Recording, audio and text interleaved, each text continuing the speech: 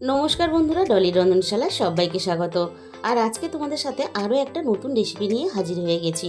লাউ দিয়ে রুই মাছের দারুণ একটা টেস্টি রেসিপি। আর রেসিপিটা কেউ কিন্তু স্কিপ করে দেখো না, শেষ পর্যন্ত আমি রান্নাতে কি কি মশলা ব্যবহার করেছি সেটা তাহলে কিন্তু মিস হয়ে যাবে। আর বন্ধুরা, লাউ দিয়ে মাছের ঝোলের অনেক রকমের রেসিপি হয়তো তোমরা বানিয়ে খেয়েছো, তবে আমি যে পদ্ধতিতে আজকে রান্নাটা করেছি এই পদ্ধতিতে একবার হলেও তোমরা বাড়িতে লাউ দিয়ে মাছের ঝোলের রেসিপিটা অবশ্যই ট্রাই করো। একঘেয়েমি লাউ দিয়ে মাছের ঝোলের রেসিপি বারবার না বানিয়ে এই রেসিপিটা যদি একবার বানাও তাহলে কিন্তু স্বাদ ও গন্ধ দুটোতেই মন ভরে যাবে। আর যে একেবারে লাউ খেতে চায় না সেও কিন্তু খুব তৃপ্তি করে খাবে। লাউটাকে আমি বেশ বড় বড় ডুমো করে কেটে নিয়েছি।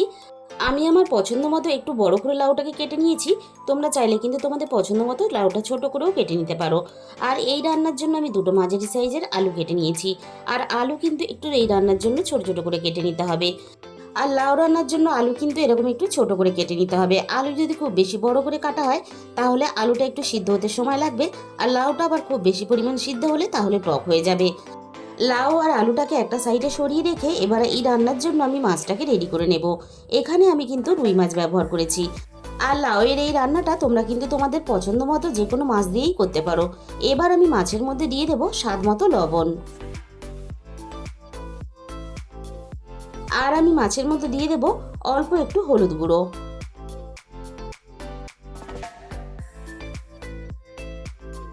এবার আমি লবণ আর হলুদ দিয়ে মাছটাকে এইভাবে হাত দিয়ে ঘষে ঘষে খুব ভালোভাবে মেখে নেব। মাছটা আমি খুব ভালোভাবে মেখে রেডি করে নিয়েছি। আর এই রান্নাটা আমি কিভাবে করেছি সেটা কিন্তু জানতে হলে গ্যাসের কাছে চলে যেতে হবে।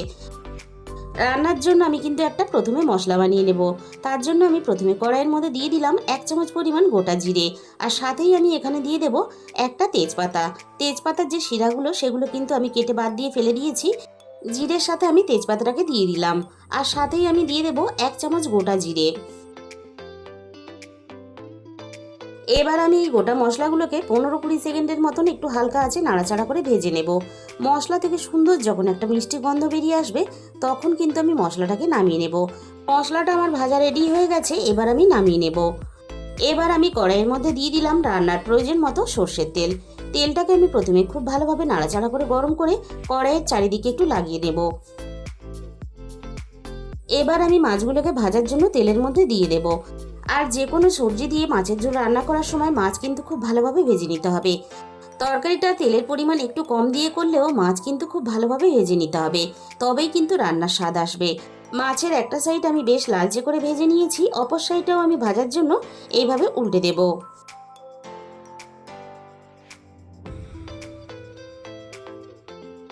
মাছের দুটো সাইডে আমি খুব ভালোভাবে ভেজে নিয়েছি।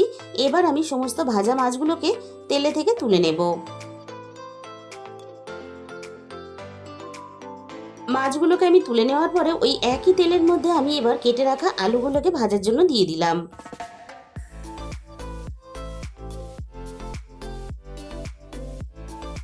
এবার আমি আলুগুলোকে নাড়াচাড়া করে খুব ভালোভাবে বেশ লালচে করে ভেজে নেব। লাউ রান্নার আলু কিন্তু খুব ভালোভাবে আগে থেকে ভেজে নিতে হবে। লাউ রান্নার আলু খুব ভালোভাবে ভেজে নিলে তাহলে কিন্তু লাউ আর আলু একসাথে সম পরিমাণে একই সময় সিদ্ধ হয়ে যাবে। আলুগুলো দেখো আমি বেশ লালচে করে ভেজে নিয়েছি, এর থেকে আমি আর বেশি ভাজবো না। এবার আমি আলুর মধ্যে দিয়ে দেব অল্প পরিমাণ জল। যেহেতু কড়াইটা আমার বেশি একটু গরম হয়ে গেছে তাই আমি এখানে একটু জল দিয়ে দিলাম। আগে থেকে আমি ঝালের জন্য দুটো পাকা কাঁচা লঙ্কা আর আদা একসাথে বেটে রেখেছিলাম, এবার আমি আলুর সাথে দিয়ে দিলাম। আর এই রান্নাটা কিন্তু আমি কাঁচা লঙ্কার ঝালেই করব, কারণ লাউ রান্না যদি গুঁড়ো লঙ্কা দিয়ে করা হয় তাহলে কিন্তু খেতে খুব বেশি ভালো লাগে না। আমি আদা আর কাঁচা লঙ্কাটাকে আলুর সাথে নাড়াচাড়া করে মিনিট খানেকের মতো একটু কষিয়ে নিলাম। এবার আমি একে একে গুঁড়ো মশলাগুলো দিয়ে দেব। প্রথমে আমি দিয়ে দিলাম 1/2 চামচের একটু বেশি হলুদ গুঁড়ো। আর যেহেতু আমি কাঁচা লঙ্কার ঝালে রান্নাটা করব তাই রান্নার কালারটা একটু ভালো লাগার জন্য আমি দিয়ে দিলাম অল্প একটু কাশ্মীরি লঙ্কার গুঁড়ো। তবে কাশ্মীরি লঙ্কার গুঁড়োটা কিন্তু পুরোপুরি অপশনাল, তোমরা চাইলে দিতেও পারো নাও দিতে পারো। এবার আমি কেটে রাখা সমস্ত লাউগুলো আমি মশলার সাথে দিয়ে দিলাম। এবার আমি লাউ মশলা আলু সবকিছু একসাথে নাড়াচাড়া করে মিনিট খানেকের মতো একটু কষিয়ে নিলাম। এবার আমি রান্নায় স্বাদ মতো লবণটা দিয়ে দেব।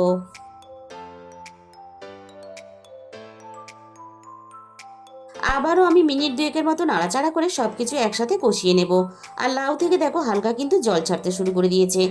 লাউ যদি মশলার সাথে হালকা একটু কষিয়ে রান্না করা হয় তাহলে কিন্তু রান্নাটা খেতে ভালো লাগে। লাউটা আমি মশলার সাথে খুব ভালোভাবে কষিয়ে নিয়েছি, আর লাউটা দেখো আগের থেকে বেশ অনেকটা নরম হয়ে গেছে। এর থেকে বেশি আমি আর কষাবো না। এবার আমি রান্নার মধ্যে প্রয়োজন মতো জল দিয়ে দেবো। আর আমি কিন্তু রান্নাতে জলের পরিমাণটা একটু বেশি দিলাম, কারণ লাউয়ের কিন্তু একটু পাতলা ঝোল না হলে তাহলে খেতে ভালো লাগে না। তবে তোমরা তোমাদের প্রয়োজন মতো যতটা ঝোল রাখতে চাও সেই হিসাব করে কিন্তু রান্নাতে জলটা দিয়ে দেবে। সব কিছু একসাথে নাড়াচাড়া করে আমি খুব ভালোভাবে মিশিয়ে দিলাম। এবার আমি গ্যাসের ফ্লেমটা মিডিয়ামের থেকে একটু হাইতে রেখে আমি লাউ আর আলু একসাথে খুব ভালোভাবে সিদ্ধ হওয়ার জন্য কিছুক্ষণের জন্য ঢাকা দিয়ে দিলাম। মিনিট 15 পরে আমি কড়াই থেকে ঢাকাটাকে সরিয়ে নিলাম। এবার আমি দেখে নেব লাউ আর আলু খুব ভালোভাবে সিদ্ধ হয়েছে কিনা। লাউ কিন্তু এখানে দেখেই বোঝা যাচ্ছে খুব ভালোভাবে সিদ্ধ হয়ে গেছে। লাউ কিন্তু এখানে খুব ভালোভাবে সিদ্ধ হয়ে গেছে, আর সাথে কিন্তু আলুও খুব ভালোভাবে সিদ্ধ হয়ে গেছে। এবার আমি ঝোলটাকে নামিয়ে নেব। এবার আমি কড়াইয়ের মধ্যে দিয়ে দিলাম 1 চামচ পরিমাণ সর্ষের তেল। আগেই কিন্তু আমরা রান্নাতে একটু তেলের পরিমাণটা বেশি ব্যবহার করেছি, তাই তেলের পরিমাণটা কিন্তু এখানে খুব বেশি আমি ব্যবহার আর করলাম না। ফোড়নে আমি দিয়ে দিলাম অল্প একটু গোটা জিরে, আর দিয়ে দিলাম একটা তেজপাতা। এবার আমি ফোড়নটাকে একটু নাড়াচাড়া করে একটু লালচে করে ভেজে নেব।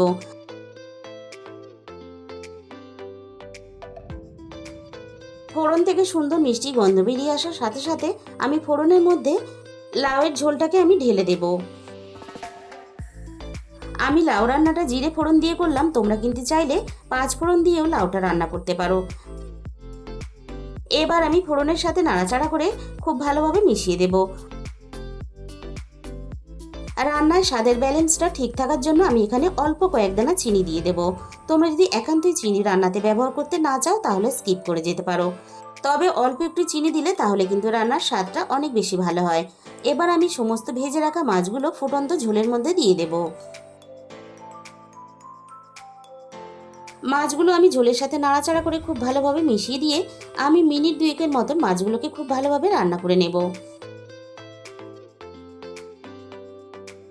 মাছগুলো ঝোলের সাথে ফুটে খুব ভালোভাবে কিন্তু নরম হয়ে গেছে। আগে থেকে যে ভাজা মশলাটা আমরা রেডি করেছিলাম সেই মশলা কিন্তু আমি বেটে নিয়েছিলাম। এই মশলাটা গুঁড়ো করে রান্নাতে দেওয়া যেত, কিন্তু এইভাবে বেটে যদি রান্নাতে দেওয়া হয় তাহলে কিন্তু এর স্বাদ আর গন্ধ দ্বিগুণ হয়ে যায়। আমি মশলার বাটি দিয়ে অল্প একটু জল দিয়ে দিলাম, আর মশলাটা দেওয়ার সাথে সাথে রান্না থেকে এতটা সুন্দর একটা গন্ধ বেরিয়েছে। তোমরা যখন মশলাটা এইভাবে বেটে রান্নাটা করবে তোমরাও কিন্তু এই গন্ধটা অনুভব করবে।